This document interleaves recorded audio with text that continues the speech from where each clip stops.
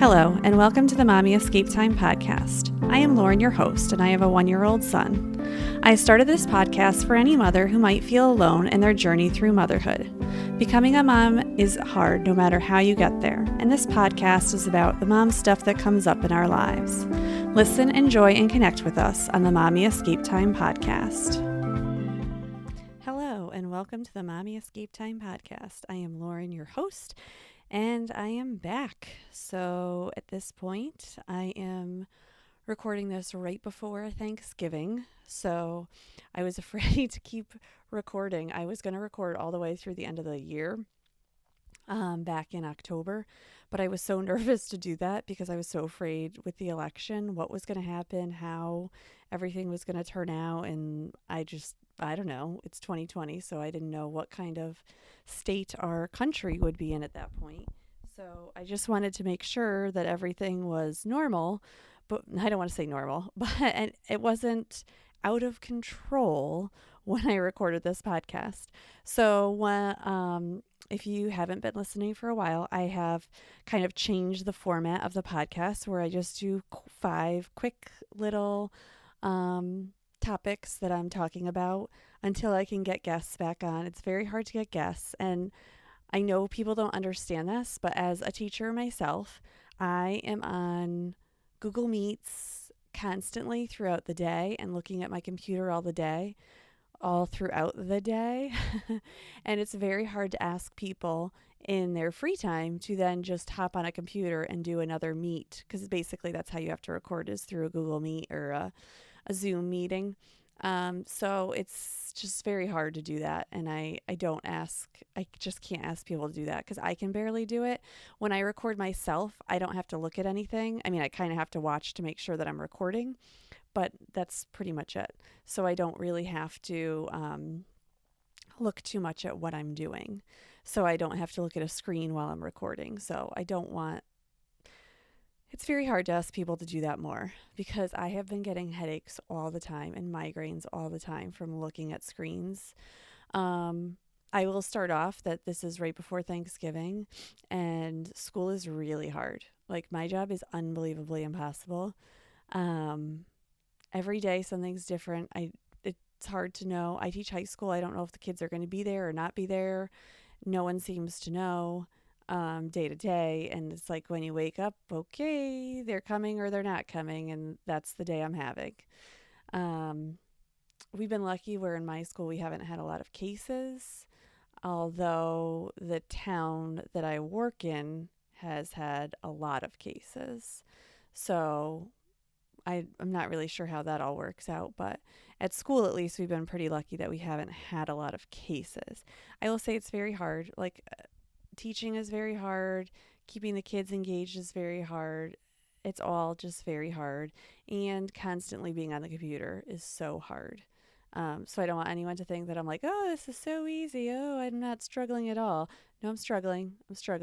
I don't go on social media. I really don't post anything because, I don't know, I just don't want to put one more thing out there.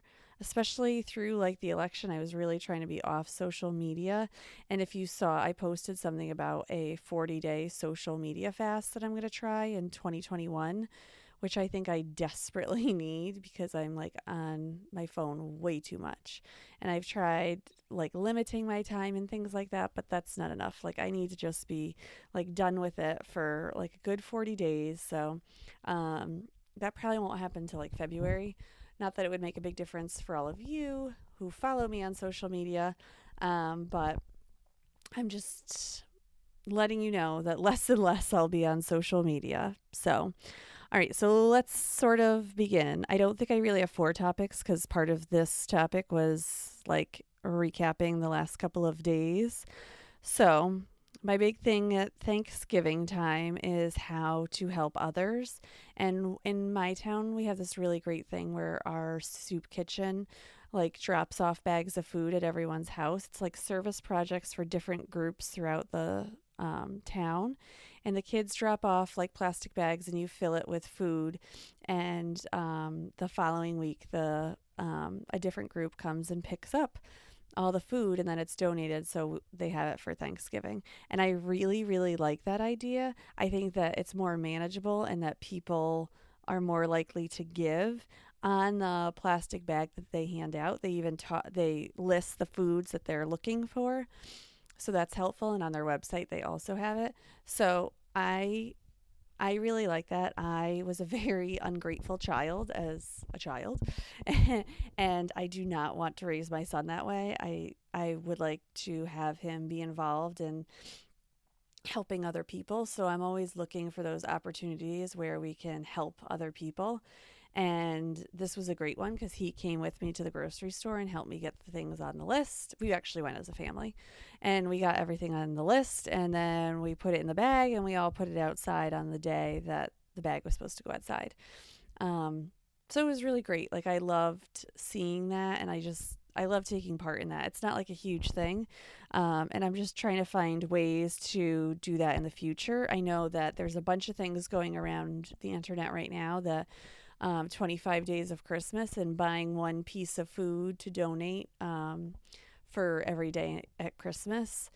So I might actually do that. We're actually having another food drive this week for our church for the kids who don't have options always for snacks, because lunch is always provided for kids, but snacks is not at school.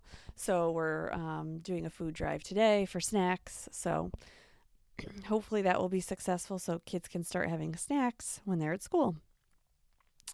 Um, One of the other big topics that has come up is, when do you decorate for the holidays? And I know some people, when we first went back into lockdown back in like March, some people like put up their Christmas stuff.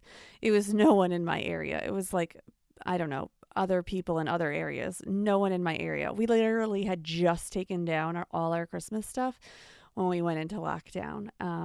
So there was no way I was putting it back up.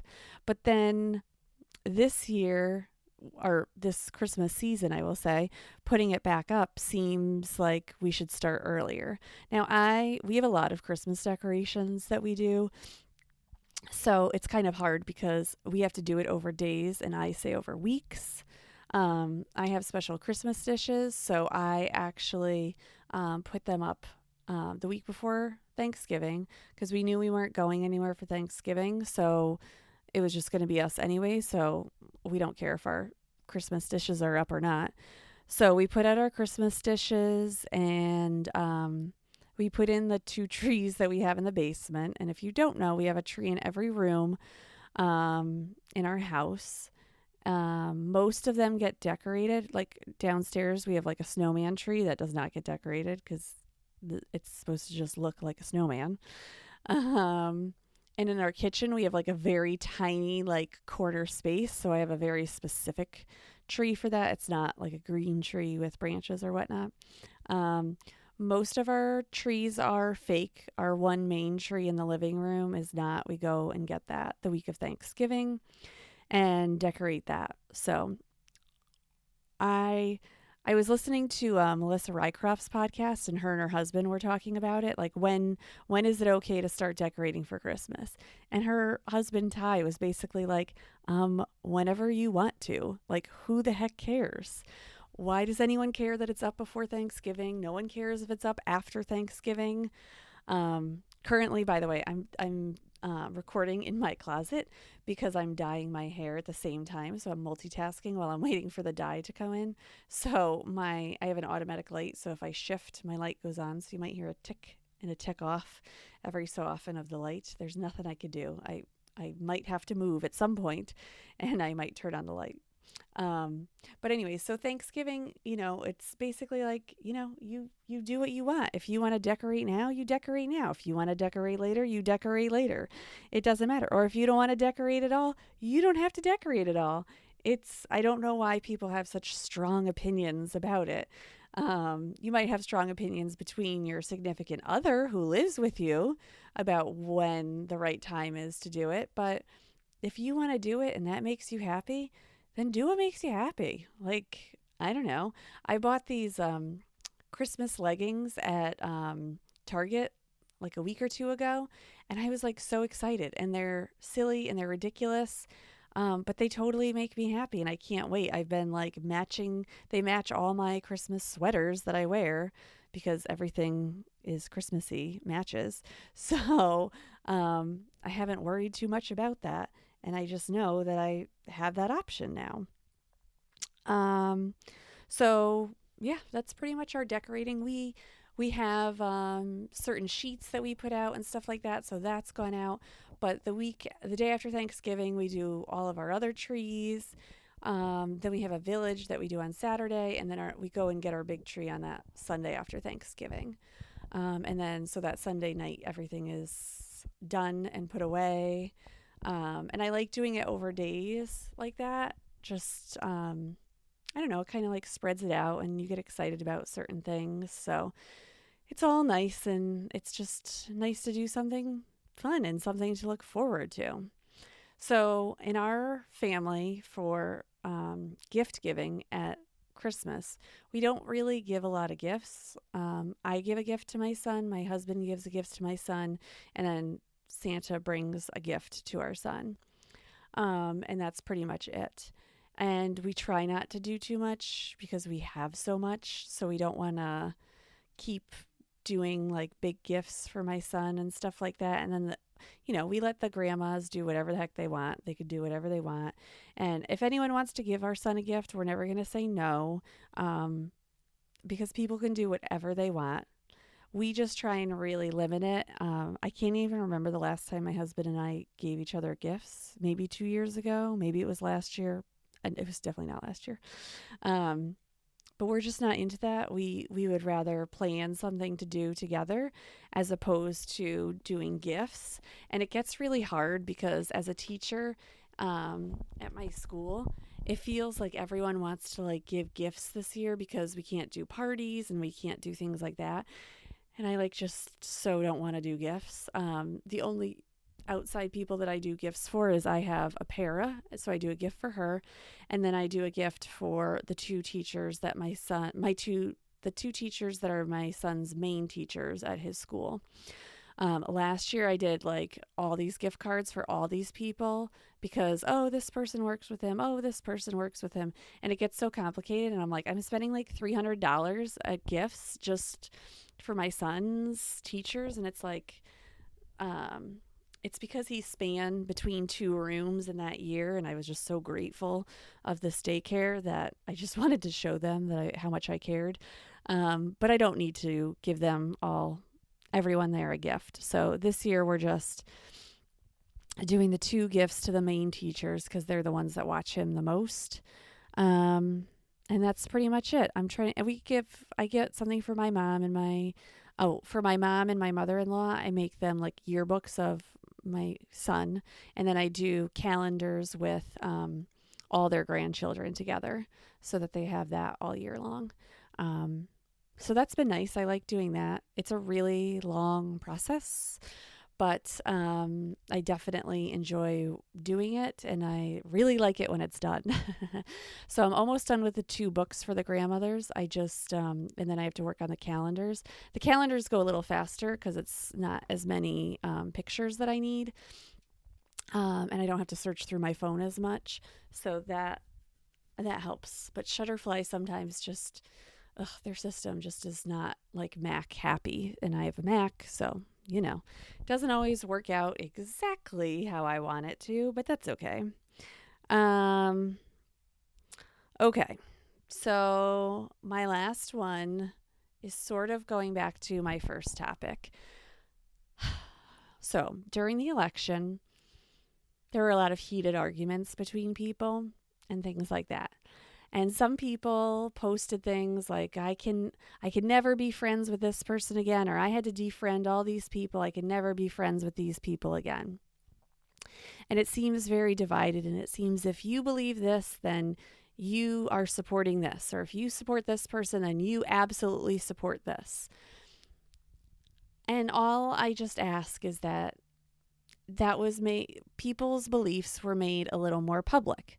And a lot of times, a lot of people don't say publicly what they believe in. And this was a time where a lot of people thought one way or the other. I am not in the belief that because someone believes something, I need to change their mind and make them a better person. I can try that and I can work as hard as I can, but I also can be very disappointed by not being able to change that person.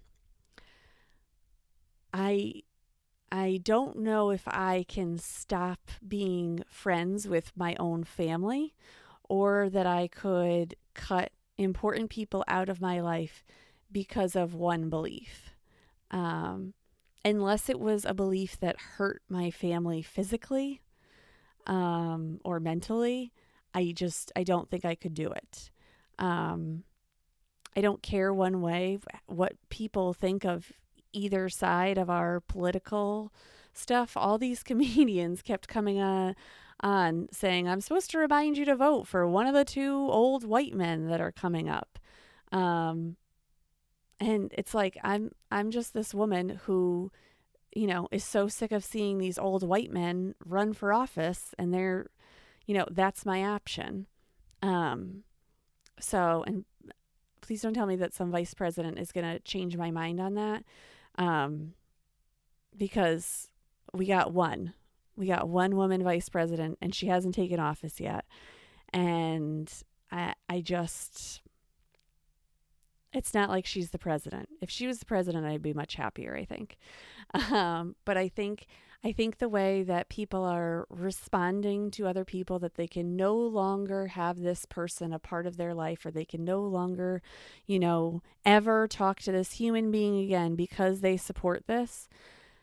I think it loses sight about what being a human being is. Like, you are allowed to have your own opinions, and yeah, they might suck compared to other people's. They might be racist. They might be one way or the other. But cutting them out of your life and not letting them be a part of your life, you're never going to have the opportunity to change them. And if you think cutting people out of your life is going to cause someone to change, probably not.